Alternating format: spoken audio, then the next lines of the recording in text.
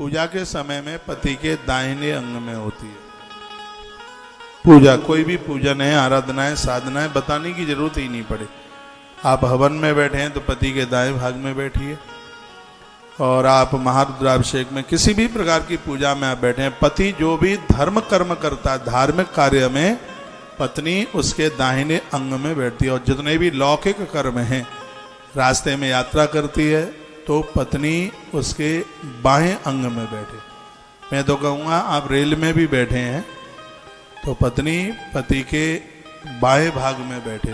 आप अपनी गाड़ी में भी यात्रा करते हैं, ये संस्कृति अपने भारत की है।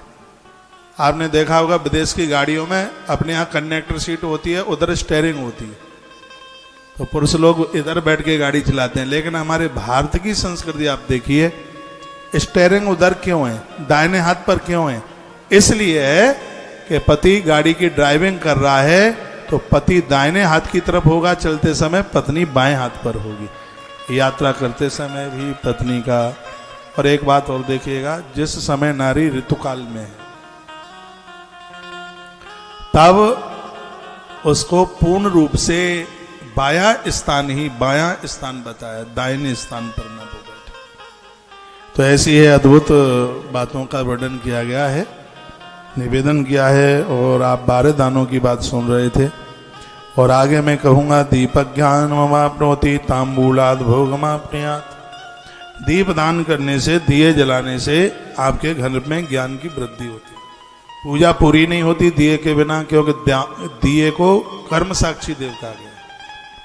तो दीपक ज्ञान ममाप्नोति, जो दिया है वो ज्ञान की वृद्धि करता है। मेरी तो बड़ी श्रद्धा है दिए के प्रति। पूरे घंटा जितनी देर तक कथा चलती है सामने अखंड दिया जलता ही रहता है। जितनी देर तक कथा दिया, हमारी पूजा में भी वहां तो 24 ही घंटे जलता है। आश्रम में अखंड ज्योत कहीं बरसों से जल रही है। ये दिया ज्ञान का प्रतीक है, कर्म साक्षी देव है। दीप के सानिध्य में जो भी सत्कर्म किया जाता है और वह बड़ा विशेष होता है अपने आप में। तो दीपक ज्ञान ममाप्नोति तांबूलाद भोगमाप्नुयात्। बैठिए। हमारे मध्य में श्री मुकेश जी चौक से ठाकुर साहब आप भी आए। शर्मा जी इधर ही आ जाके, इंदौर से है, माता अहिल्याबाई की नगरी इंदौर। आपको न्योता देने के लिए आए। 27 तारीख को रात्रि को 2-3 घंटे का कार्यक्रम है। इंदौर से हमें सुन पा रहे हैं, आप में से भी कोई इंदौर से आए हैं तो आप जरूर पधारिएगा। एड्रेस आचार्य राममोहन शास्त्री जी ने आप सबको बता दिया है। और अगली बात बताई गई है इसमें, तांबूल के दान से, जो हम देवताओं को जो तांबूल देवताओं को समर्पित करते हैं, इससे भोगों की वृद्धि होती है, उससे सांसारिक सुख मिलता है।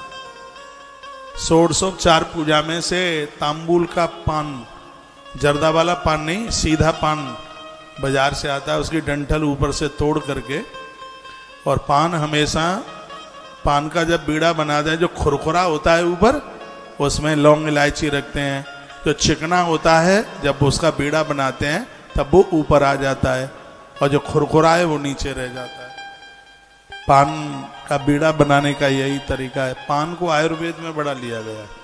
यदि किसी के घुटने में दर्द होता है, कमर में दर्द होता है, बैठा नहीं जाता, एड़ियों में दर्द होता है, नीचे पिडरियों में दर्द होता है, तो एक तेल बनाने का फॉर्मूला मैं आपको बता रहा हूँ। बनाना आपको पड़ेगा, 2 पान के पत्ते ले लो। ले लिए? हाँ, 2 पान के पत्ते साबुत ले लीजिएगा। चूल्हे पर 100 ग्राम तिल का तेल रख दीजिए गर्म करने के लिए। इन पत्तों को छोटा छोटा टुकड़ा कर ले। दोनों पत्तों को छोटा छोटा टुकड़ा कर लीजिएगा। लगभग एक पत्ते में से 20 टुकड़े तो हो ही जाए, तो 2 पत्तों में से 40 टुकड़े हो जाएंगे छोटे छोटे। फिर दोनों पान के पत्तों के उन टुकड़ों को आप गर्म खौलते हुए तेल में डाल दीजिए उसको। जब वो खूब अच्छी तरह से सिक जाए, फिर उसमें बाजार में कलौंजी मिलती है, बाजार में मिल जाएगी कलौंजी। थोड़ी सी, इतनी सी कलौंजी ले लीजिएगा। 1 तोला कलौंजी ले लें। 1 तोला यानी थोड़ा 10 ग्राम से ज़्यादा होती है, और वो बाजार में मिल जाती है, कलौंजी होती है, उसका नाम कलौंजी है। उसको उसमें डाल दीजिए और वो भी उसमें खूब ठीक से भुन जाए। फिर उस तेल को उतार लीजिए और सूती वस्त्र में छान लीजिए उसको। जहां जहां दर्द होता है वहां पर उसकी मालिश कीजिएगा। 15 दिन में दर्द बॉडी छोड़ करके भाग जाएगा। बन गया, तेल तैयार हो गया, बन गया। कमाऊ आदमी तो इसी फॉर्मूले पर लाखों रुपया कमा लेता। बस आप स्वस्थ रहेंगे, यही हमारी बहुत बड़ी दक्षिणा रहेगी। तो ये तेल बन जाएगा। ये तिल के तेल में ये फॉर्मूला है। तिल का तेल 100 ग्राम रख दो, 2 पान के पत्ते के 40 टुकड़े करके उसमें डाल दो। जब थोड़ा वो खूब उसमें पक जावे तो उसमें काली कलौंजी डाल दीजिएगा, 1 तोला। काली कलौंजी भी खूब उसमें सिक जाए, पक जाए, फिर उसको उतार लीजिएगा और सूती कपड़े में छान लीजिएगा। और जो तेल आपको मिला है उसको एक बोतल में रख लीजिए और शरीर में लगा लीजिएगा। बालों में मत लगाना है इसे, हाँ, शरीर में इसको लगा लीजिएगा और दर्द गायब हो जाएगा, भाग जाएगा। हमने बनाया भी है, लोगों के ऊपर प्रयोग भी किया है, लोग ठीक भी हो गए। तो पान पूजा में भी है और पान आयुर्वेद में भी लिया गया है, पान का पत्ता। तो विघ्नेश पूजयाम सम्यक भूलोक अभीष्टमाप्नुयात्। जिन घरों में भगवान गणेश की पूजा होती है उनके जीवन में कभी विघ्न नहीं आ सकते। शुक्रवार चतुर्थ्याम चस्ते, श्रावण भाद्र के कभी भी, चौथ को और दिनों में जब भी आपको समय मिलता है, या रोज भगवान गणेश को जिन घरों में पूजा जाता है उनके कार्यों में लिखा है गणेश की पूजा से इस भूलोक में संपूर्ण मनोरथों की सिद्धि हो जाती है। इस कलयुग में 2 देवता बड़े सिद्ध हैं, हाल तत्काल प्रणाम देने वाले, कलऊ चंडी विनायक को। एक है दुर्गा मैया और एक है गणेश जी। तत्काल बस धरो, दद्दे पैसा चल कलकत्ता, देर नहीं है बस आले। या नहीं कि मिला नहीं। इसलिए तो दुर्गा सप्तशती के कुछ स्तोत्रों से मैं आपको जोड़ता हूँ। गणेश जी के भी 12 नाम रोज बोला करो। आपकी प्रॉपर्टी के ऊपर किसी ने कब्जा कर लिया है, आपका मकान, आपका दुकान या बाजार में पैसा जाके वापस नहीं आ रहा है, हर बुधवार को गुड़ का भोग लगाओ गणेश जी को, 21 दूर्वा चढ़ाओ और सिंदूर घी में मिला के चढ़ा दो गजानंद को, गणपति को। सिगरा बढ़िया हो जाएगा, पैसा ऊपर से टपकेगा नहीं, तो पैसे आने के रास्ते खुल जाएंगे, अच्छा हो जाएगा। प्रॉपर्टी के ऊपर किसी ने कब्जा कर लिया, मुकदमा झूठे लग गए, उसके लिए भगवान गणेश। ये देखो मैं तो श्लोक बोल रहा हूँ, इसमें लिखा है वर्णन किया किस धरती पर विघ्नेश पूजा सम्यक भूलों के अभिष्टमाप्नुयात्। इस धरती पर संपूर्ण प्रकार से विघ्नों से बचने के लिए गणेश की पूजा बहुत विशेष है। कथा से पुराण की है, महिमा गणेश जी की दी जा रही है उसमें। भगवान शंकर का विवाह पार्वती मैया के साथ होता है तो गणेश जी पूजे जाते हैं। गणेश तो अनादिकाल से, जब कोई नहीं था तब भगवान गजानंद थे, भगवान गणेश थे। गणेश को सुपारी चढ़ाओ, बड़े प्रसन्न होता है। कहीं गणेश जी मिलते नहीं है तो सुपारी की पूजा कर लो तो गणेश जी की पूजा हो जाती है। लेकिन आज ये सब महत्व घटते हुए जा रहे। बच्चों का विवाह आप करते हैं, फार्म हाउस बुक कर लेंगे, होटल बुक कर लेंगे, कपड़ा लेंगे, फरिया, सब चीजें आ जाती हैं। लेकिन पंडित जी विवाह के समय पर सुपारी ढूंढता है, लेकिन उसको कहीं भी थैले में सुपारी नहीं मिलती, सामान मिलता ही नहीं। आप मुस्कुरा रहे हैं इसलिए क्योंकि आपको पता ना कलावा मिलता, ना कपूर मिलता, ना सुपारी मिलती। हम लोगों ने वैदिक परंपराएं पढ़ी हैं। किसी में रुक्मिणी मंगल की कथा में कह रहा था, जब भी बच्चों की आप शादी करें, चाहे हो बेटा चाहे हो बेटी, जब आप सामान खरीदने के लिए जाते हैं तो सबसे पहला सामान उस विवाह में गणेश जी की सुपारी खरीद करके लाइए। फिर देखना है दाम्पत्य कितने प्रेम से रहेगा। हो सकता है मेरी बात आप मान लेंगे इसलिए मैंने बोल दिया है। गणेश की सुपारी और सब चीज बाद में, जो भी है मैं तो कहूंगा होटलों की बुकिंग जो भी कुछ है वो सब बाद में। पूजा का सामान भी बाद में ले आना, 125 ग्राम सुपारी पहले ले आना गणेश जी के नाम से। गणेश उस विवाह में, उस व्यवस्था में, उस दाम्पत्य जीवन में किसी भी प्रकार का व्यवधान नहीं होने देंगे सबसे पहले। और क्या करना है उस सुपारी में, उसमें से एक सुपारी लेंगे आप, उसमें हल्दी लगा करके विवाह में एक चिट्ठी बेटी वाले के यहाँ से बेटे वाले के यहाँ जाती है, जिसको सुदकरा या पीली चिट्ठी बोलते हैं। वो पंडित जी लिखते हैं उसको, तो उसी में से वो एक प्रथम सुपारी गणेश जी के नाम से उसको पीली हल्दी में उसको पोत करके उस सुपारी को उस चिट्ठी में रखकर पीले चावल रख करके और वो चिट्ठी सुपारी के साथ जाए तो वो उस बर वाले परिवार का ऐसा मूड बदल करके वो सुपारी रख देगी कि जो बेटिया वाले पक्ष का कभी अपमान कर ही नहीं पाएंगे। तुम्हारी बेटी सुखी रहेगी, प्रसन्न रहेगी। एक छोटी सी बात सुपारी की बात कही है। देवताओं की पूजा में सुपारी को इतना शुभ माना गया। संस्कृत में इसको पूंगी फल कहते हैं। संस्कृत में पूंगी फलम महादिव्यम, लवंग इत्यादि चूर्ण, इसमें लौंग, इलायची, इलायची इतनी प्रभावशाली है, क्या बोलूं, मुंह की दुर्गंध खत्म कर देती है, दांतों का पायरिया खत्म कर देती है। तो वो इलायची और वो लौंग, भुनी हुई लौंग का तेल 90 तक दांतों को गिरने नहीं देगा नीचे। लौंग का प्रभाव आयुर्वेद में है। और ये इलायची है वो बॉडी में दर्द नहीं होने देती है। एक दिन मैंने बोला है, पता नहीं यहाँ बोला था कि रतलाम में बोला था, 200 ग्राम अजवाइन, 100 ग्राम जीरा, 50 ग्राम सौंफ और 25 ग्राम इलायची, इनको भूनकर इनका पाउडर बनाकर एक आधा चम्मच फंकी लेके गर्म पानी पी लें, आपके शरीर में दर्द नहीं होने देगी। ये चीजें इतनी प्रभावशाली। ये पूजा में तो है ही इलायची, लेकिन आयुर्वेद के सिद्धांतों पर भी बड़ी खरी उतरती है। तो क्या सुंदर श्लोक है। देखो मैं जहां से बोल रहा हूं, विद्येश्वरी संहिता का अध्याय नंबर 16 और श्लोक नंबर 21। नहीं तो आपको लगेगा इससे गरीब बात है, मन मुताबिक तो नहीं बोल रहे हैं। मुझसे मन मुताबिक कुछ आता ही नहीं है। क्या लिखा है, विघ्नेश पूजया सम्यक भूलोके अभिष्टमापनुयात्। इस मृत्यु लोक में धरती के लोग वे गणेश जी की पूजा शीघ्र ही परिणाम घोषित करने वाली होती है। कार्यों में विघ्न नहीं आने देती गजानंद की पूजा। एक भी घर ऐसा न रहे जिसके घर में गणेश ना हो। गणेश चारों युगों में प्रकट होते हैं। कभी सिंह पर बैठ के आते हैं, कभी नाग पर, सर्प पर बैठ करके आते हैं, कभी चूहे पर बैठ करके आते हैं, और कलयुग में जब वो प्रकट होते हैं तो वो घोड़े पर बैठ करके आते हैं। सतयुग में सिंह के ऊपर आते हैं बैठ के, त्रेता में सर्प के ऊपर भी बैठते हैं वो।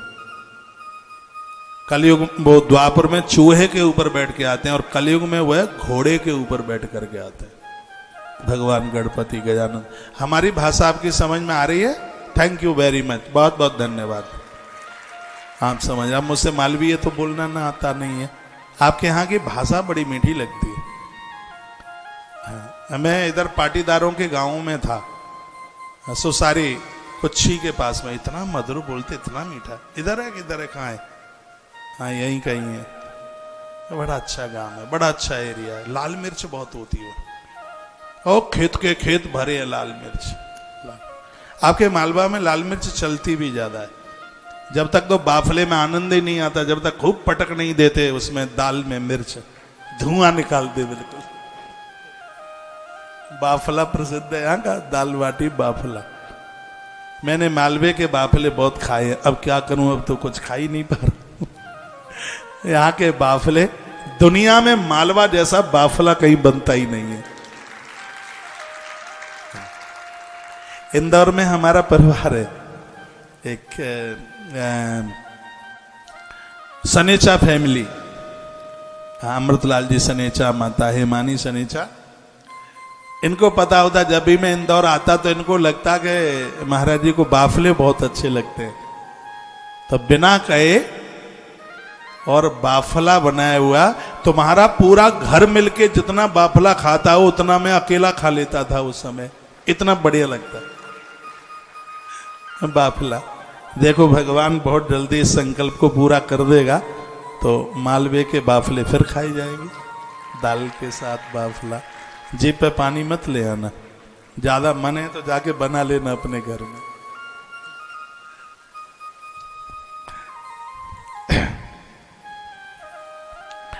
बड़ी अद्भुत कथाएं हैं, बहुत आनंद देने वाली कथाएं हैं। और भी आगे बहुत कुछ वर्णन किया है। नमक, लोहा, तेल, सौंठ, मिर्च, पीपल, मसालों के दान की भी बात कही गई है, नमक के दान की भी बात कही गई है। मार्गशीर्ष मास में अन्न के दान से पापक क्षय हो जाते हैं, इष्ट सिद्धि हो जाती है, आरोग्यता मिल जाती है। वैशाख मास में जल के दान करने से तमाम बीमारियां समाप्त हो जाती हैं। संक्रांति के समय पर तिल का दान, तिल की बनाई गई भस्म, वो सब वर्णन किया गया। अब ज्यादा मैं वर्णन करूंगा तो आप कहेंगे महाराज जी बस दान दान दान की बात कर रहे हैं, लेकिन लिखा पन्ने में करूं तो करूंगे। इसमें कन्यादान लिखा है तो क्यों ना बोलूं, इसमें गैया दान लिखा है तो क्यों ना बोलूं। नहीं बोलूंगा तो आप पता है कैसे पता लगेगा कि कन्यादान की इतनी बड़ी महिमा है। छोटे छोटे बच्चों का जन्मदिन होता है, उनको आप गिफ्ट देते हैं, कुछ देते हैं, उसकी महिमा लिखी है ग्रंथ में। छोटे बच्चों को, बेटियों को, बेटों को उनका जन्मदिन मनाते हैं आप मानते नहीं हैं, आप तो ऊट पटांग देते हैं। जो चीज देने के लायक हैं उन बच्चों को गले का कुछ दे दो, कंठ का कुछ दे दो, उन्हें कुछ ऐसी चीजें दे दो, उन्हें ऊट पटांग नहीं। उनके जन्मदिन पर वो भी सगरी बातें लिखी गई हैं, वर्णन किया गया है। एक बार जयकारा लगाइए, बोल भक्तवत्सल भगवान की जय हो, श्री हनुमंत बलवंत महाराज की जय हो। तत्पश्चात पंचाक्षर के जप की महिमा का वर्णन किया। प्रणवस्य च महात्म्यम षड्लिंगस्य महामुनि से भक्त पूजाम च कर्म शोभ्रो न। प्रभु कल या परसों मैंने निवेदन किया है 10,000 ओम नमः शिवाय जप करने से जितना पुण्य प्राप्त होता है, भगवान शंकर का रुद्री के 8 अध्यायों से एक अभिषेक करने पर उतने फल की प्राप्ति हो जाती है। इसलिए एक लोटा पानी जल सबके घर में महादेव के ऊपर चढ़े। वैसे तो बैठ करके आप जब कर नहीं पाते हैं तो एक लोटिया पानी तो महादेव पर चढ़ा सकते हैं आप। इससे जो भगवान शिव का जो अभिषेक करते हैं उनको 10,000 ओम नमः शिवाय जपने पर जितना पुण्य प्राप्त होता है, उनको भगवान शिव का एक अभिषेक करने से उतने फल की प्राप्ति हो जाती है। पूरा अभिषेक नहीं कर पाओगे तो एक लोटिया पानी तो चढ़ा सकते हो। एक लोटा जल में आप एक उसमें बेल का पत्र डाल लो, पत्ता डाल लो उसमें, तो आप चढ़ा दीजिए। और हो जाए तो कच्चा दूध डाल लो, उसमें बन जाए व्यवस्था। और बन जाए तो उसमें सफ़ेद फूल डाल लो, कनेर का फूल डाल लो। लाल सफ़ेद दोनों कनेर के फूल चढ़ते हैं, आज हमने सुबह के कार्यक्रम में वर्णन किया है, तो यह डाल लीजिएगा। भगवान शंकर को जो ओमकार है ना, ओम में धरती, वायु, तेज, जल, आकाश, शब्द, रूप, रस, शब्द, स्पर्श, गंध, ये सब उसमें समाये हुए। पूरा ब्रह्मांड ओमकार है। जो ओमकार का 9 करोड़ जप कर लेता है उस पुरुष को साक्षात महादेव का दर्शन हो जाता है। सामने आकर के खड़े हो जाते हैं भगवान भोलेनाथ। तो इसमें तो भैया 1000 से लेकर के करोड़ों तक इस जप की बड़ी अद्भुत महिमा का वर्णन किया है। पंचाक्षरम पंचलक्षम जपे शिव मनुष्य वरन। जो एक आसन पर बैठ करके जगह बदलता नहीं है, आसन बदलता नहीं है, हाँ खड़ा हो जाए फिर उसी जगह पर बैठे, वही आसन हो। पंचाक्षरम पंचलक्षम, जो पंचाक्षर मंत्र ओम नमः शिवाय 5 लाख जप कर लेता है। पद्मासनस्तम, पद्मासन पर बैठ करके इसका आप जप कर लेते हैं, महाराज आपकी साधना में सिद्धि आ जाएगी। इतना बड़ा प्रभाव है ओम नमः शिवाय। आपको कोई भी गुरु दीक्षा में मंत्र मिला हो, किसी भी गुरु जी से मिला हो, 2 मंत्रों का अपने संग जरूर जप करना। भले ही आपको गुरु मंत्र में नहीं मिला तो भी 2 मंत्र जरूर अपनी साधना में जोड़ना। एक वह मंत्र है जिसको राम जी जपते हैं और एक वह मंत्र है जिसको माता पार्वती रोज जपती है। राम जी जो जपते हैं उसका नाम है ओम नमः शिवाय, और माता पार्वती जपती है उसका नाम है ओम नमो भगवते वासुदेवाय। दीक्षा के जो 8 मंत्र हैं उनमें से मंत्र हैं, अष्टदा मंत्र हैं गुरु दीक्षा के, उनमें से ये मंत्र है। मैं तो अपने शिष्यों को जब दीक्षा देता हूं तो दोनों मंत्र सुनाता हूं, दोनों की जानकारी भी देता हूं। आप किसी भी देवी देवता के भक्त हैं, महादेव की कृपा से नारायण की कृपा होती है और नारायण की कृपा से शिव की कृपा होती है। दोनों एक दूसरे के पूरक हैं। कोई भी गुरु ना हो, भगवान को गुरु मान लो। इसमें लिखा हुआ है जो मंत्र गुरुमुख से नहीं सुना जाता है तो उसे ओम जपने का अधिकार नहीं है। जिनको कोई गुरु नहीं है वो ओम नमः शिवाय नहीं जप सकता, वो खाली नमः शिवाय जप पाएगा। खाली नमः शिवाय, ओम नमः शिवाय नहीं जप सकता। गुरुमुख से जब ओमकार सुनते हैं तो हर मंत्र के ऊपर ओम लगाने की परमिशन मिल जाती है, अधिकार मिल जाता है।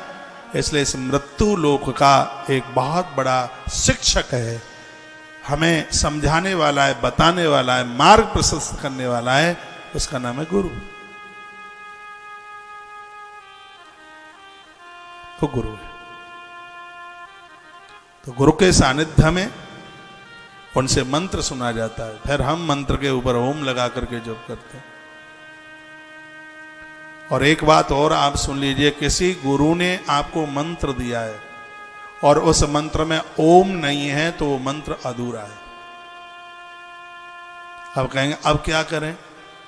किसी गुरु ने आपको मंत्र दिया है और उसमें ओम नहीं है तो भगवान की इस व्यासपीठ को अपना गुरु मान करके आज से ही उस मंत्र में ओम लगाना शुरू कर दो, क्योंकि ओम के बिना कुछ नहीं है।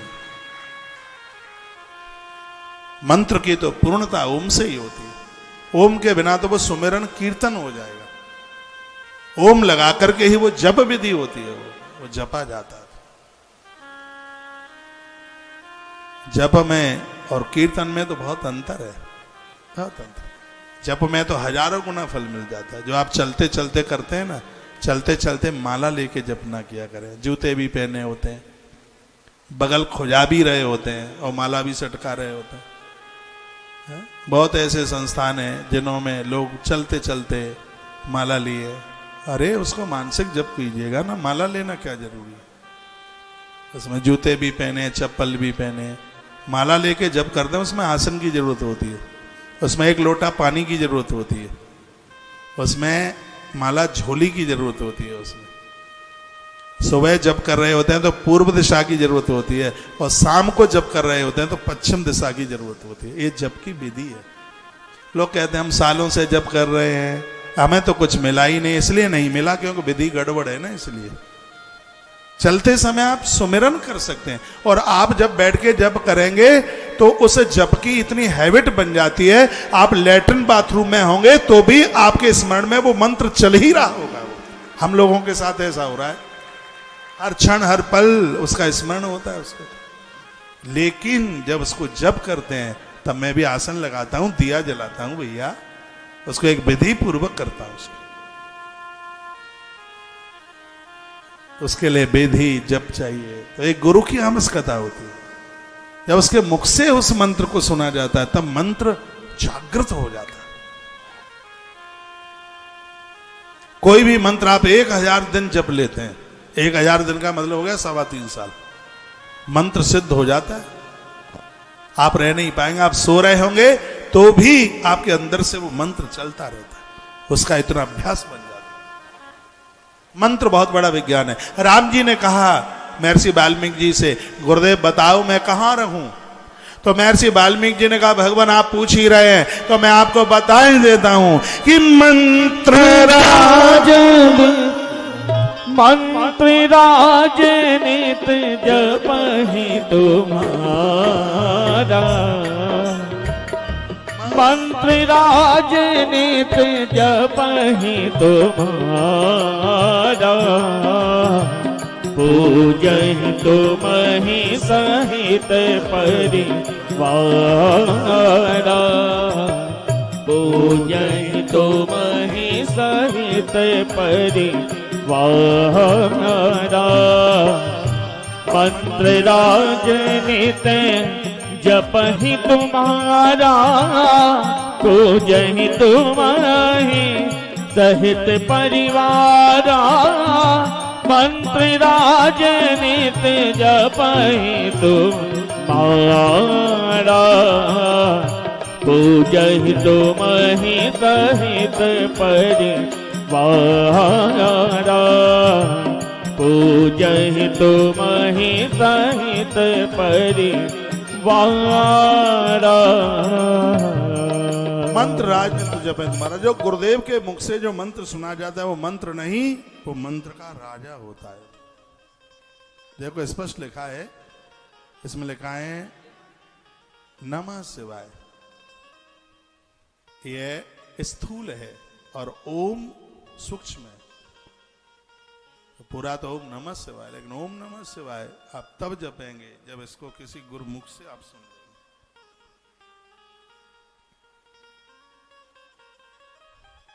जितने भी इस धरती पर जिन्होंने हमसे दीक्षा ली है,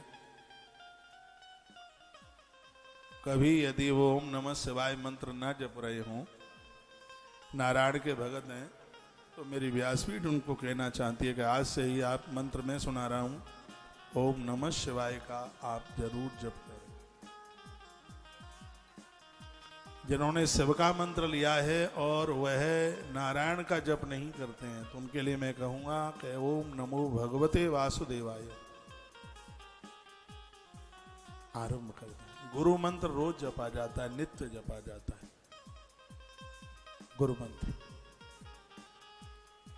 और जो मंत्र जो पहले से जप कर रहे हैं वो सब करते रहिए, कुछ भी छोड़ने की जरूरत नहीं। हाँ, भूत प्रेतों को छोड़ छाड़ के बस उसमें प्लस गुरु मंत्र जप शुरू कर दीजिए। गुरु मंत्र बड़ा प्रभावशाली होता है, ये सभी मंत्रों का राजा है, सभी मंत्रों का राजा है। यज्ञ में गुरु मंत्र से जरूर आहुति डालें। जब भी यज्ञ किया जाता है तो उसमें अग्नये स्वाहा ये आहुति जरूर डालें, तभी आपका हवन लगता है, तभी आपका यज्ञ लगता है। यह श्री शिव महापुराण के विद्येश्वर संहिता के अध्याय नंबर 17 के श्लोक नंबर 46 में इस बात का वर्णन किया है।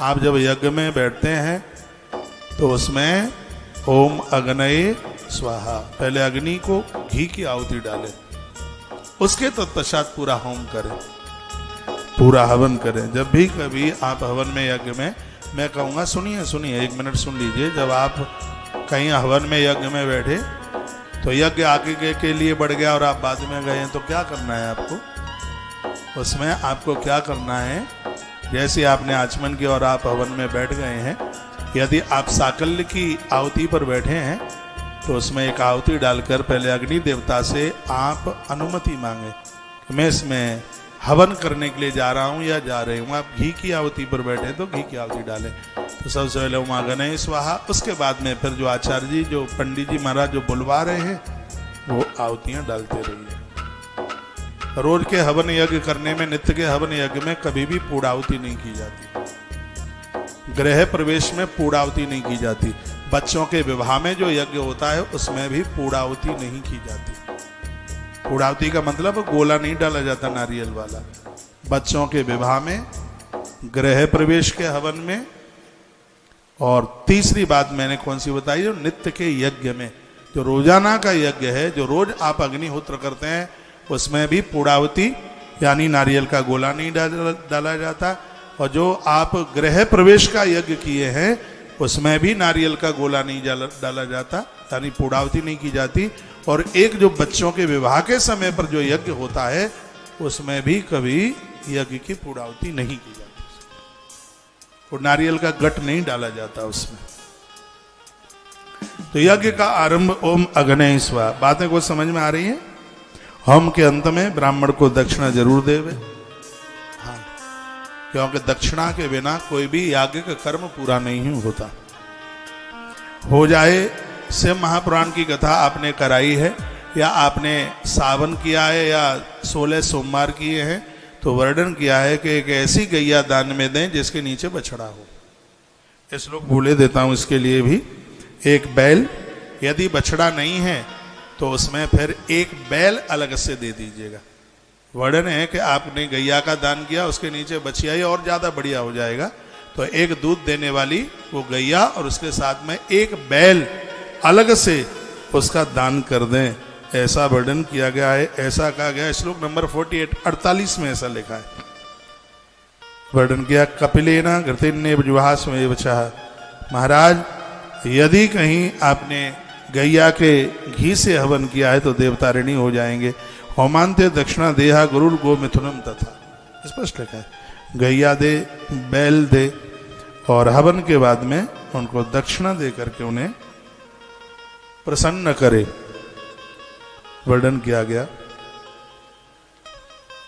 तत्पश्चात और भी आगे की बड़ी अद्भुत कहा, जो केवल शिव के अनन्य मन से पूजा करते हैं वह है उससे भी ऊपर के लोकों में तब जा पाते हैं जब वो नारायण की भी पूजा करते हैं। इसलिए दोनों देवता एक दूसरे के पूरक हैं। तो आप शिव के पुजारी हैं तो नारायण के प्रति श्रद्धा रखिए, और आप नारायण के पुजारी हैं तो महादेव के प्रति भी अपनी पूरी की पूरी श्रद्धा रखिएगा, ऐसा वर्णन है। शिवलिंग को शिव समझें, और अपने को शक्ति का स्वरूप समझते हुए वो है पूजा। जो नीचे की जलेरी है उसमें भगवती का दर्शन करें, जो पिंडी है उसमें महादेव का स्मरण करके ही फिर आप जो पूजा करते हैं तो उस पूजा की बड़ी महिमा है अपने आप में। तो पूरे चैप्टर में इस बात को एक विशेष रूप से वर्णित किया गया है, बताया गया है कि बंधन मोक्ष सबके लिए ये भगवान शिवलिंग के पूजन की महिमा और महात्म्यता का वर्णन किया गया है। लिखा है जो भगवान शिव का अभिषेक किया है भैया मृत्यु के समय पर उसके प्राणों को निकलने में किसी भी प्रकार का कोई कष्ट नहीं होता, ऐसा वर्णन किया गया। एक बार जयकारा लगाइए बोलो भक्त वत्सल भगवान की जय हो, श्री हनुमंत बलवंत महाराज की जय हो, आज के आनंद की जय हो। जय जय श्री राधे श्री राधे श्री राधे श्याम।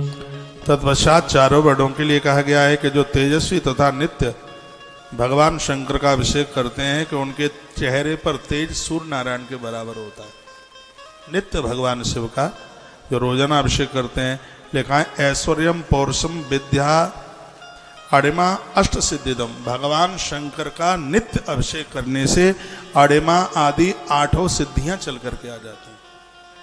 शिव अभिषेक की इतनी बड़ी महिमा, ऐश्वर्यम बहुत बड़ा ऐश्वर्य मिलता है, पौरुषम बहुत बड़ा पुरुषार्थ मिलता है, विद्या अड़िमा अष्ट सिद्धिदम। यह श्री शिव महापुराण के विद्वेश्वर संहिता के 18 नंबर के अध्याय के श्लोक नंबर 46 में बात कही गई है। जो नित्य भगवान शिव का अभिषेक करते हैं उनके लिए वर्णन किया गया, उनके लिए बताया गया कि उनके पास 8 सिद्धियां चल करके आ जाती हैं। इसमें किसी भी प्रकार की कोई संशय वाली बात नहीं है। रसलिंगम ब्रह्मणानाम सर्वाभीष्ट प्रदम भवेत्, वाणलिंगम क्षत्रियाणाम महाराज्य प्रथमं स्वम, स्वडलिंगम तु वैश्यानाम महाधनपतित्पतम, शिलालिंगम तु शूद्राणाम महाशुद्धिकरम स्वम, स्फटिकम बाणलिंगम च सर्वेषां सर्वकामदाम। अब ये सुन लो क्या सुंदर बात कही है। चारों वर्णों के लिए अलग अलग शिवलिंग की बात कही गई, लेकिन 2 शिवलिंग ऐसे हैं जिनको चारों वर्णों के लोग रख सकते हैं। स्फटिकम बाणलिंगम च सर्वेशम सर्व कामदाम। एक है बाणलिंग यानी नर्मदेश्वर और एक दूसरा स्फटिक लिंग जिसको चारों वर्णों के लोग अपने घर में जिसकी पूजा कर सकते, अनुमति दी गई है। स्पष्ट श्लोक नंबर 50 में लिखा है स्फटिकम बाणलिंगम च सर्वेशम सर्व कामदाम। इसमें लिखा है कि सोने का शिवलिंग वैश्य के पास में है, वर्णन है इसमें। वाणलिंग क्षत्रिय के पास है, इसमें वर्णन है इसमें। लेकिन इसमें यह भी तो वर्णन है कि 2 पिंडियां ऐसी हैं जिनको रखने का अधिकार चारों वर्णों को है। स्फटिकम बाणलिंगम च सर्वेषां सर्व कामदाम, स्वया भाविन दीनम च पूजायाम न निषिद्धये। स्फटिक के शिवलिंग और नर्मदेश्वर शिवलिंग, इसमें हर व्यक्ति को पूजा करने का अधिकार है, किसी को निषेध नहीं है। इस बात को बहुत ध्यान में रखना। जिनके घरों में भगवान महादेव का अभिषेक होता है, ऐश्वर्यम पौरुषम विद्या अड़िमा अष्ट सिद्धिदम, 8 सिद्धियां उनके घर में आ जाती हैं। उनके पास ऐश्वर्य आ जाता है, सूर्य भगवान जैसा तेज उनके चेहरे पर आकर के छा जाता है। जो नित्य भगवान महादेव का अभिषेक करते हैं। और याद रखना, बिना त्रिपुंड भस्म लगाए बिना इसका फल नहीं मिलता। इसको अभिषेक करते समय रुद्राक्ष की माला कंठ में हो, भाल के ऊपर त्रिपुंड और महाभस्म लगी हुई हो। इसमें भस्म का महात्म्य, इसी शब्द पर महात्म्य नंदी ने पूछ लिया था। भगवान शंकर ने स्वयं भस्म का महात्म्य बताया और कहा कि विधवानां प्रवृत्तानां स्फाटिकं परिकीर्तितं विधवानां निवृत्तानां रसलिंगम विशिष्यते। जिस नारी को पति नहीं है वो वैधव्य है, उसे भी भगवान शंकर का अभिषेक करने का पूर्ण अधिकार है उस नारी को। शुद्ध स्फटिक लिंगम तो स्त्रीणाम तत्सर्वभोगदम। जो नारी स्फटिक के शिवलिंग पर अभिषेक करती है उसको संपूर्ण भोग प्राप्ति हो जाती है। ऐसे ही भगवान नर्मदेश्वर को यौवने बाप वार्धक्य बाप सुब्रता, उनका यौवन सुरक्षित रहता है जो भगवान बाणलिंग नर्मदेश्वर के ऊपर अभिषेक करते हैं। इतनी बड़ी महिमा। यौवन, उनकी धातुओं का पतन नहीं होता। जिनको ऐसी गुप्त बीमारियां हैं और जो डॉक्टर को भी अपनी बीमारियां नहीं बता सकते, ऐसा बाणलिंग है जो जिंदगी की संपूर्ण बीमारियों को समाप्त कर देता है। ऐसा बाणलिंग भगवान नर्मदेश्वर, इस पथिक इनकी बड़ी महिमा का वर्णन किया गया है। इस पटकम बाणलिंगम च सर्वेशाम सर्व कामदाम, यह व्यक्ति की हर मनोकामना को पूरा करने में सक्षम है। बाणलिंग भगवान नर्मदेश्वर इस पटिक, तो इनकी बड़ी महिमा का वर्णन किया गया है, बहुत आनंद कर दिया गया है। स्वाद विदूषितानाम च भस्मानाम शुद्धिरिष्यते है। एक शिव साधक को शुद्धता पवित्रता तब मिल जाती है जब वह भस्म धारण करता है। कपिला गोमयम पूर्वम केवलम गव्यमेव वा, भस्म ज्यादा प्रभावशाली कपिला गैया के गोबर से कंडा जो बना है उसकी भस्म बनाई जाए, वही भस्म बहुत ज्यादा श्रेष्ठ है। जिस गैया के सींग हिलते हो उसको कपिला गाय कहते हैं। तो यह श्लोक इस ग्रंथ में लिखा हुआ है, 63 नंबर का श्लोक है 18 अध्याय का, विद्येश्वर संहिता अध्याय 18 और श्लोक नंबर 63। 63 नंबर के श्लोक में कहा, कपिला गोमयम पूर्वम केवलम गव्यमेव, कपिला गैया के गोबर के द्वारा उपला बनाया गया और उसमें से भस्म बनाई गई हो, और वह भस्म भगवान महादेव को अति प्रिय है। यहां तो ग्रंथ में लिखा है कि भस्म शंकर को आप चढ़ाते हैं तो भगवान महादेव आपके ऋणी हो जाते हैं, आपके कर्जदार हो जाते हैं। शम्य अश्वत पलासान बा बटार बद बिल्वकान शिवाग्नि नाम दये शुद्धम तदमे भस्म शिवाग्नि जान। वृक्षों में समी की लकड़ियों को जला करके, पीपल और बरगद और पलास और बट वृक्ष और बेलपत्र की लकड़ी, इनको जला करके भस्म तैयार की जाती है। लकड़ियों में, पेड़ों में देखो क्या क्या लिखा है कि समी अश्वत पलासान, समी, समी का पेड़, उसकी लकड़ी, अश्वत्थ कहते हैं पीपल की लकड़ी, पलास की लकड़ी और बटार बट की लकड़ी और बिल्वकान बेल वृक्ष की लकड़ी, इनको जला करके भी आप भस्म तैयार कर सकते हैं, जो कि भगवान को अतिशय प्रिय है। तदवई भस्म शिवाग्नि, भस्म इसका नाम क्यों है ये भी इसमें वर्णन है। जिसको चढ़ाते ही भगत के पाप जल करके राख हो जाए, इसलिए इसका नाम है भस्म है। ये अपराधों को तत्काल भस्म कर देता,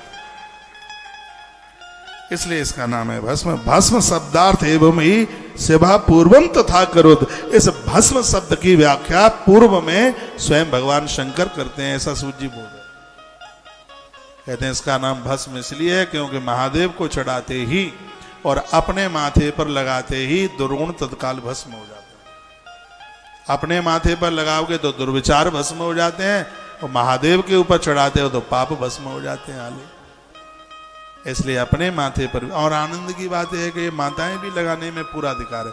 भस्म लगाने का पूर्ण अधिकार मातृशक्ति को, पुरुषों को तो है ही, लेकिन मातृशक्ति के लिए भी है। यथा स्विषय राजा सारम गृह्याति यत्कर्म यथा मनुष्या संस्यादि दग्धाहम सारि भजन्ति ही। जिस प्रकार मनुष्य धान आदि को जला करके उसका सार ग्रहण करते हैं, उसी प्रकार से अब इसमें पूरा का पूरा व्याख्यान इसका एक विशेष रूप से कहा गया है। और आइए मैं इन सब प्रसंगों को थोड़ा आगे के लिए बढ़ा रहा हूँ। तत्पश्चात ललाटे ग्रे सतम भस्म तिलकम धारयेन मृदा, ललाट में 16 जगह भस्म लगाने की बात कही गई है। ललाट में, कंठ में, कंधे पर, नाभि में, पीठ पर, ये पीछे गर्दन का ये पीछे का हिस्सा है, वहां तक भस्म लगाने की बात कही गई। बड़ी अद्भुत बातों के साथ ललाट के अग्रभाग में गुरु के हाथ अथवा अपने हाथ से भस्म लगाई जाए तो बड़ी विशेषता है। जब यज्ञ होता है ना, तो सुरवा के द्वारा जो आचार्य लोग जो भस्म लगाते हैं यज्ञ की भस्म भाल पर, ये ज्यादा इसका ये 18 नंबर के अध्याय में इस भस्म का वर्णन किया गया। जो सुरवा कुरेते हैं अग्नि में लगा करके जो भस्म माथे पर लगाते हैं, ये आयु और श्री वर्धक होती है।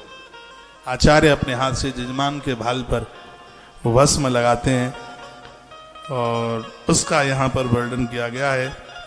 वो जो गुणों को, अपने गुणों को शिष्य में आरोपित कर दे, उसको गुरु कहते हैं। 83 श्लोक में कहा गया, अपने गुण अपने शिष्य को दे दे, और अपने शिष्य का गौरव बढ़ा दे, इसलिए उसका नाम है गुरु। गुणान रुंध इत प्रोक्तो गुरु शब्दश विग्रह। गुरु की व्याख्या इसमें कही। ये सब चीजें गुरुओं के चरणों में बैठ के प्राप्त हो जाती हैं। तो सौनक शिव ने पूछ लिया है कि आप यह बताइए कि गुरु कौन है, गुरु की व्याख्या क्या है।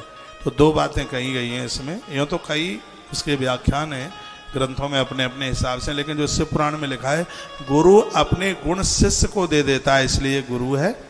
और दूसरी बात कही गई है कि ये अपने शिष्यों का गौरव बढ़ाता है, इसलिए गुरु है। और तीसरी बात कही है ये अपने शिष्यों का अज्ञान मिटा देता है, इसलिए गुरु है।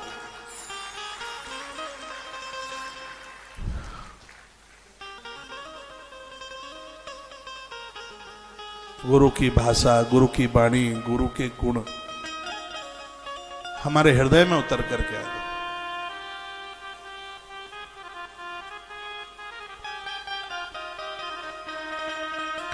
गुरु की बड़ी अद्भुत महिमा है और आप जिसका चिंतन करेंगे आप वही बन जाएंगे। आपकी चाल ढाल, आपकी बोलचाल, आपका शब्द, आपका हुनर, आपकी देखरेख, आपकी लावण्यता, आपका आकर्षण, आपका रूप, आपका वो सब ओज गुरु का उतर के आ जाता है जब उनके प्रति हमारी श्रद्धा होती है। तब गुरु आपके कंठ में आकर के बोलता है। गुरु वह है जो अपने गुण अपने शिष्य को दे देता है। गुरु वह है जो अपने शिष्य का गौरव बढ़ा देता है, वो गुरु है। शिष्य कौन है उसका भी वर्णन है इसमें। शिष्य कौन है तो शिष्य के बारे में कहा तस्माद वही शासने योग्य शिष्य इत्याविधीयते। 88 नंबर के श्लोक में शिष्य का व्याख्यान किया है। जो गुरुजनों के अनुशासन में रहता है, उस शासन में रहता है, इसलिए उसका नाम शिष्य है। खाली मंत्र लेने से कुछ नहीं होगा, हमें गुरुजनों के शासन में रहना चाहिए। खाली मंत्र देने से कुछ नहीं होगा, हमें अपने शिष्यों का गौरव बढ़ाना चाहिए। अपने गुण हम अपने शिष्यों में उतार दें। इस बात के लिए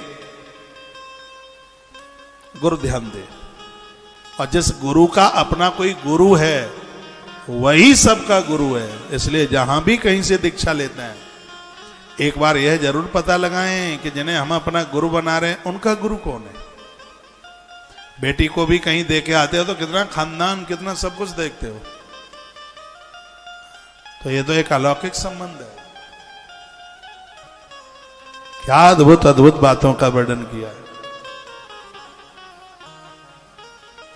ले गुरु का नाम तस्माद वही शासने योग्य शिष्य इत्याविधीयते। शिष्य वही है जो गुरु का अनुशासन माने। जात पुत्रो मंत्र पुत्र पितर पूजयेत गुरु। सृष्टि दो प्रकार की है। एक है मैथुनी सृष्टि जो इसमें लिखा है, और एक है नाद सृष्टि।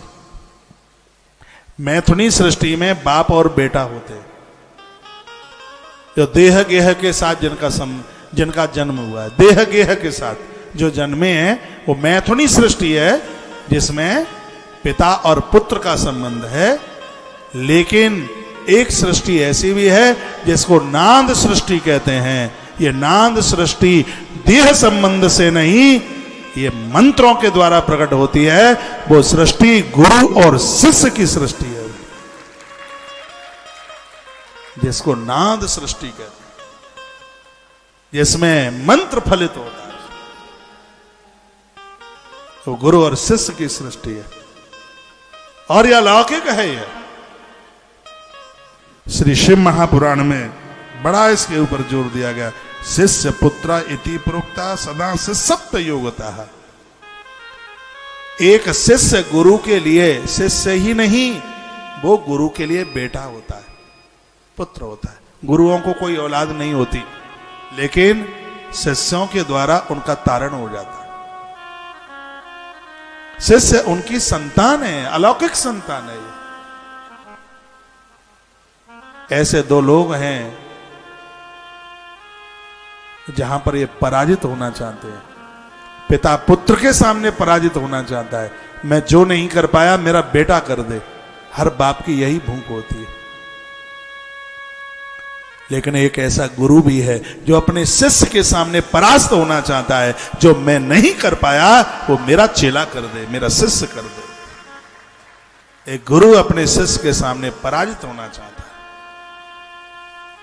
और यह हार मानी थी भगवान परशुराम ने कुरुक्षेत्र की धरती पर भीष्म के सामने। कहा बेटा आज मेरा गुरुत्व धन धन हो गया और मैं तेरे सामने आज परास्त होना चाहता हूं। ये भगवान परशुराम ने भीष्म पितामह को कहा था कुरुक्षेत्र में। दोनों का युद्ध हुआ था। भीष्म ने कहा था गुरुजी युद्ध नहीं कर रहा हूं मैं आपसे, मैं आपकी आज्ञा का पालन कर रहा हूं। आपने मुझे आज्ञा दी है युद्ध करने की, मैं उस आज्ञा का पालन कर रहा हूं। जब वो युद्ध चला 3 दिन तक चला था, दिन रात। आंख में आंसू आ गए परशुराम भगवान के में। उन्होंने रो रो करके कहा आज मेरा गुरु होना सार्थक हो गया, क्योंकि गुरु वही गुरु है जो अपने शिष्य के सामने परास्त हो जाए। परास्त होने का मतलब है अपने गुरु को, अपने शिष्य को बड़ा देखने में प्रसन्न हो जाए। शिष्य की तरक्की हो तो गुरुओं को अति प्रसन्न होना चाहिए, कुड़ना नहीं चाहिए, जलना नहीं चाहिए, उन्हें प्रसन्न होना चाहिए। लोगों को कहें अरे तुम्हें पता नहीं है ये मेरा चेला है, मेरा शिष्य। 2016 के कुंभ में मैं गया था, इधर शिविर लगा हुआ था, तो मैं रोज ही महाराज जी को मिलने को जाता था, अपने गुरुजी को। मेरे गुरुजी को तो आप जानते ही, सब कौन नहीं जानता उन्हें आज दुनिया में। रात्रि का कार्यक्रम चल रहा था, 9 बज रहे थे, मैं पंडाल में ही पहुंचा। महाराज जी आगे के सोफे पर बैठे हुए थे, उनके बगल में एक बड़े अच्छे संत बैठे थे, प्रेम भूषण जी महाराज, आप जानते हैं। तो जैसे ही मैंने अंदर प्रवेश किया, मैंने अपने कानों से सुन लिया, मेरे महाराज जी ने कहा उनको, प्रेम भूषण जी महाराज जी को, तुम्हें पता है ये मेरा चेला है। कितनी खुशी हुई, शब्दों में बयान नहीं कर सकते, ये मेरा शिष्य है। उन्होंने जवाब दिया मुझे क्या, वो तो सबको ही पता है, लेकिन मेरे लिए तो बहुत बड़ी बात हो गई। हमारे महाराज जी बहुत अच्छे हैं, बहुत तपस्वी, बहुत तपस्वी। जब वह बोलते हैं तो लोग कान के ढक्कन खोल करके बैठते हैं। शब्दों के साथ में ऐसा लगता है कि कबड्डी हो रही हो, खेल हो रहा हो। शब्द का श्रृंगार होता है उनके द्वारा, शब्द को पोशाक पहनाई जाती है। ये देख रहे हैं टीवी में आप, मेरे तो महाराज जी गुरु जी महादेव हैं। ये वो पिंडी वाला महादेव यही तो बन करके हमें सिखा रहा है, हमें बता रहा है, हमें दे रहा है। तो बात गुरु मेरी पूजा, गुरु गोविंद, गुरु मेरा पार ब्रह्म, गुरु भगवंत, गुरु मेरी पूजा, गुरु गोविंद, गुरु मेरा पार ब्रह्म, गुरु भगवंत, गुरु मेरी पूजा, गुरु गोविंद, गुरु मेरा पार ब्रह्म, गुरु भगवंत, गुरु मेरी पूजा, गुरु गोविंद, गुरु मेरा पार ब्रह्म, गुरु भगवंत।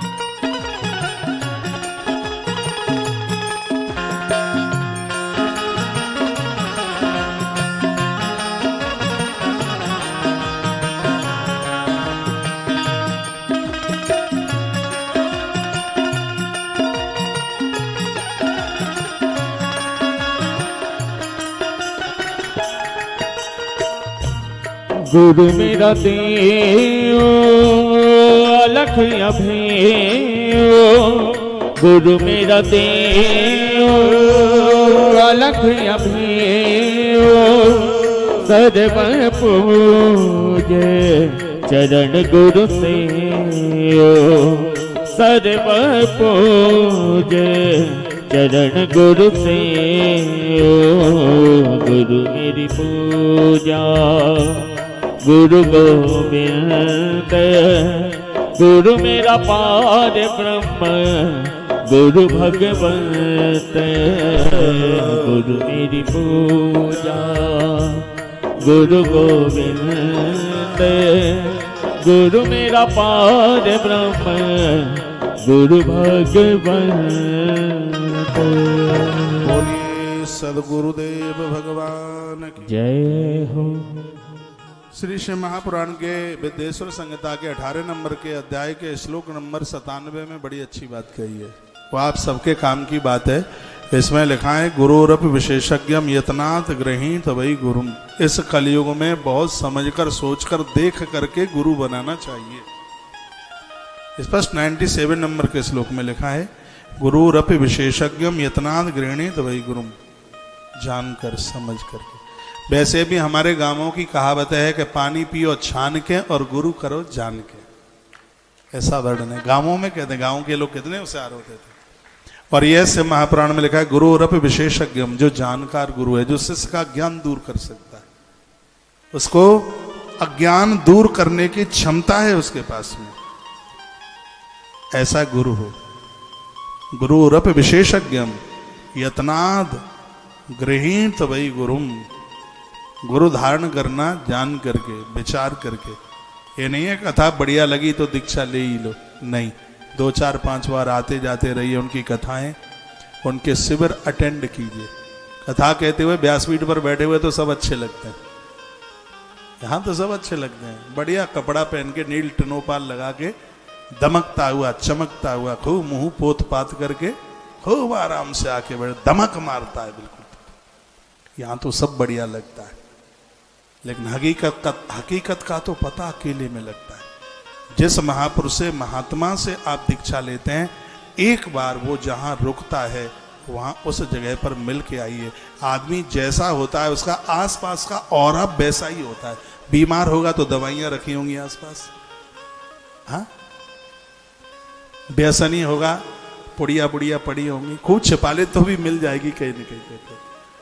उसका जो आसपास का ऑरा है, भजनानंदी है, कैसा है उसका, जहां वो रुका है वहां की वातावरणता, वहां की खुशबू बता देगी कि ये कैसे हैं। तो देखो कितनी अच्छी बात कही गई है, कितना अच्छा कहा गया है कि इसमें जल्दी न करें। गुरुरप विशेषज्ञ में इतना गृहीत वही गुरु। गुरु पहले उसको जान लें, पहले उसको समझ लें, पहले एक आध बार ये बातें मुझे से आदमी बोल पाएगा। तो पहले आइए, वहां जाइए, एक आध कार्यक्रम, एक आध कथा अटेंड कीजिए, फिर पता लगेगा, फिर समझ में। और हृदय खूब जवाब देता है। कभी कभी ये माता अपने पति को बड़ा जोर लगाती है, महाराज आए हैं, चलो दीक्षा को, चलो। और उसका राजी नहीं है बिल्कुल, उसका मन ही नहीं है, तो जबरदस्ती से खींच के चल चल चल चल, जबरदस्ती नहीं, जबरदस्ती मत कीजिए। एक दिन वो आएगा, ये खुद तुमसे कहेगा तुमने तो दीक्षा ले ली, एक बार मुझे भी ले चलो ना महाराज जी के पास। वो दीक्षा फलीभूत होगी और वो दिन आ जाएगा, बिल्कुल पक्का आ जाएगा। अभी तो तुम जोर देते हो उसको लाने के लिए, फिर वो जोर देगा तुम्हारे ऊपर, कहेगा अब काम धाम में मन नहीं लगता, एक बार महाराज से मिलने का मन करता है, चलो ना एक बार मिल के आते हैं, दर्शन करके आते हैं। और उस समय की दीक्षा कामयाब होगी, फलीभूत होगी, सफल होगी। इसलिए बिल्कुल जोर मत देना। बहुत माताएं तो 8 दिन के लिए रोटी छोड़ देती हैं। हमने कहा दीदी सूख रही है, क्या बात है? बोलते 15 दिन से रोटी नहीं खाई।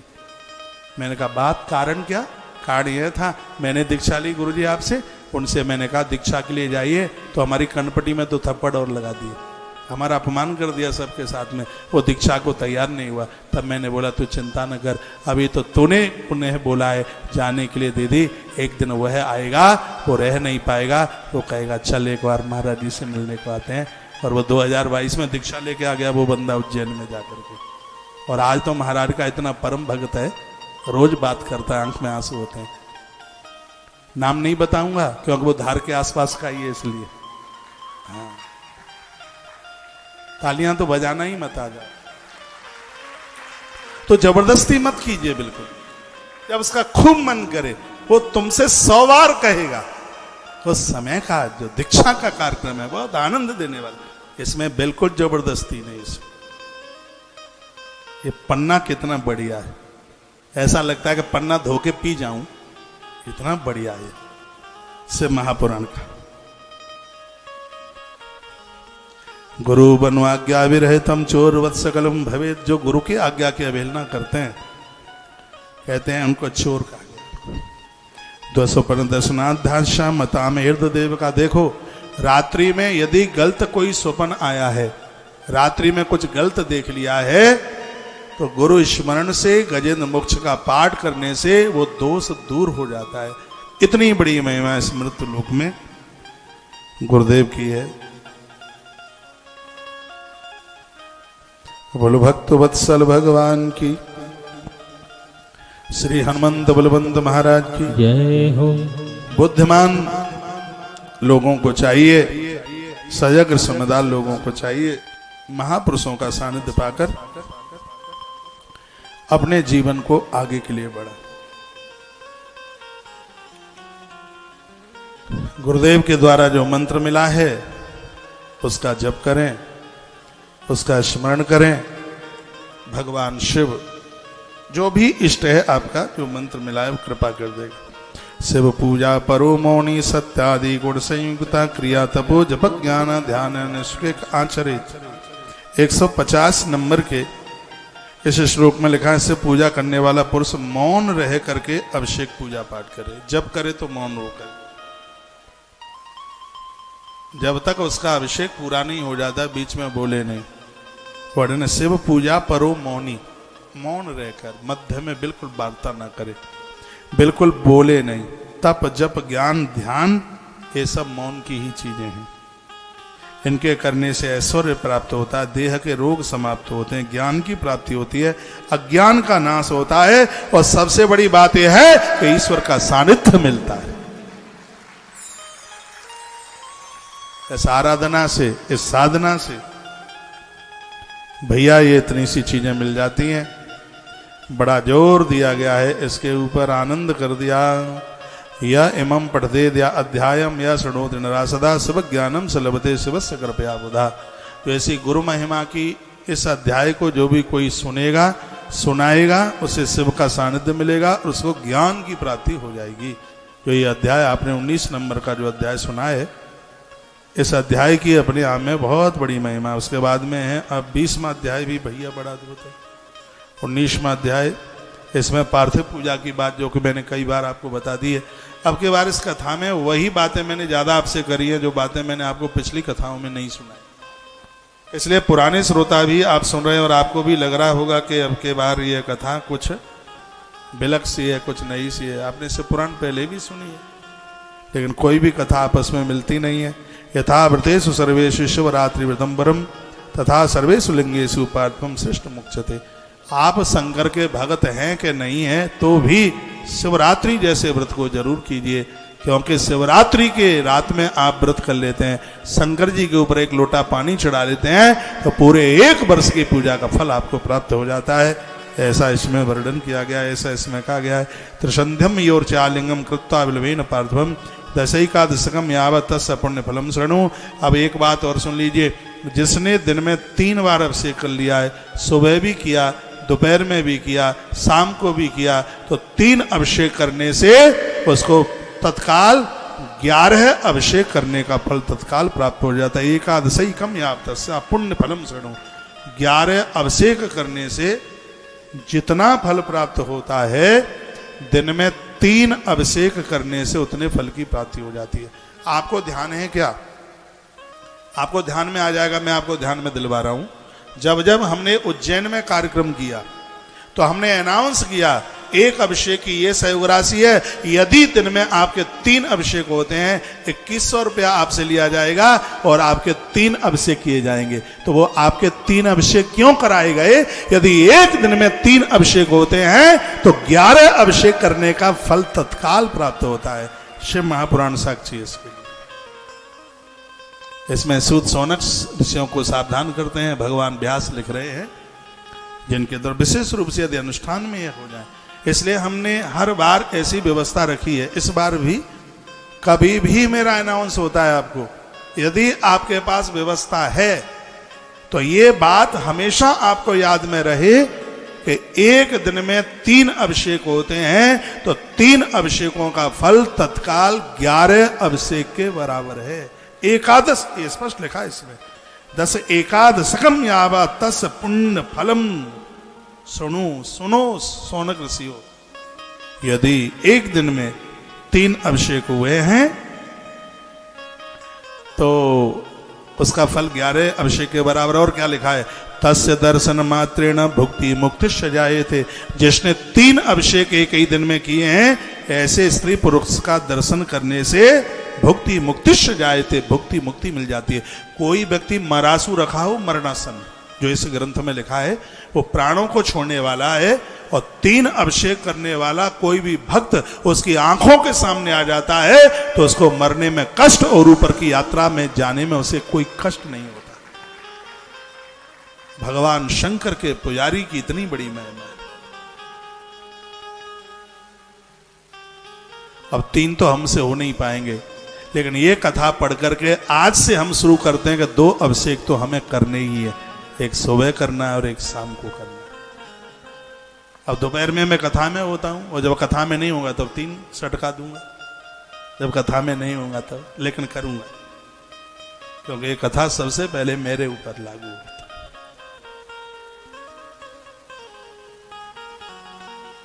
वैसे 2 तो हम रोज में सुबह 2 बार अभिषेक करता हूं, क्योंकि मेरे मंदिर में 5 शिवलिंग है। मेरे मंदिर में, हरिहर मंदिर में